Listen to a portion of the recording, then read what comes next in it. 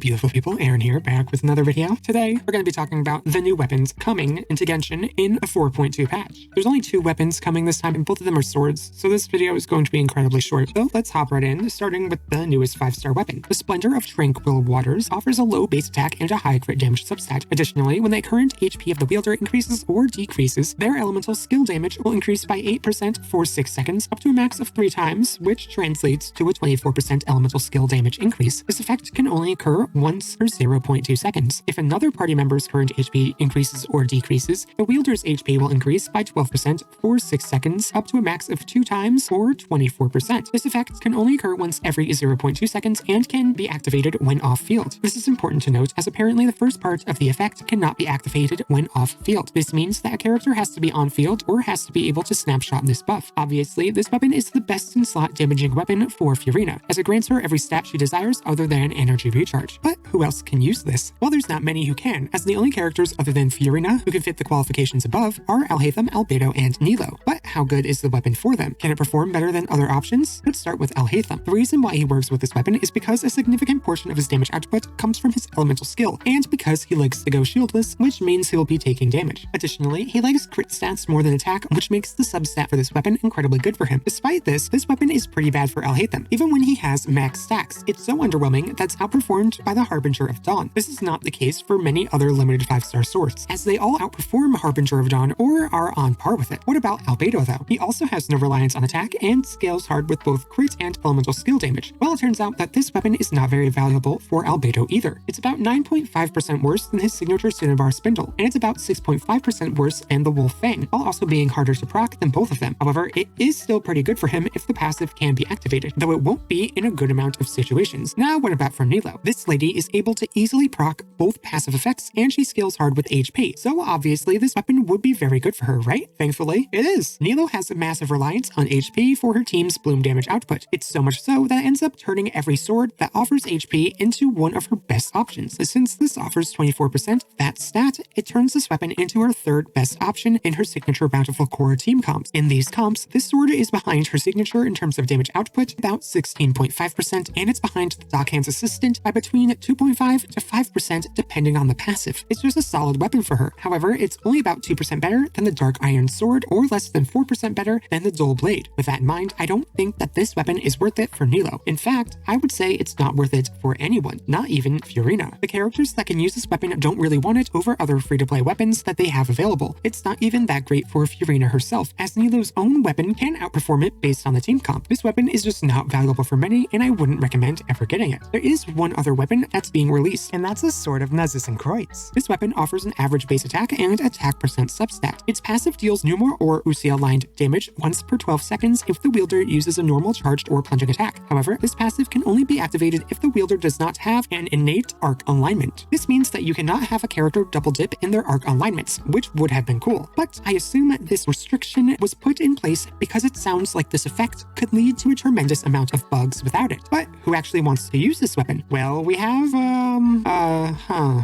no one. This weapon's stat lineup is mid at best, and its passive is truly one of the passives of all time. But this weapon offers nothing of actual value. It offers no buffs, no crit, or damage bonus stats. It's limited to only attack skill and characters. It's just really bad. One of the best users of this weapon who really wants a lot of attack for her scaling is Ayaka, and even then, this weapon is about 15% worse than the Finale of the Deep with its Bond of Life effect, or about 8% worse without it. This sword is incredibly bad, and will never be good when compared to other free-to-play weapon options. Some might make the argument that the Sword of Narzissenkreuz might be good in world exploration. However, there is already a Numa or Uxie aligned orb next to every single puzzle that requires the alignments to be used. On top of that, we already have 2 sword characters that use both of these alignments, and one of them is an animal unit with a movement ability, so I don't see a use for this weapon even in overworld content. It's still really bad there and very unnecessary. And with that, we're done with the video. Like I said, very short and very quick. But now it's time for me to pass the conversation on to you. What do you think of the weapons? Do you think they're better than I do? Or do you think they're even worse? Personally, I think they both suck. That's just me. Tell me your thoughts in the comments down below. But with that, I will get out of your hair. Thank you all so much for watching, and I hope to see you all next time. Bye bye.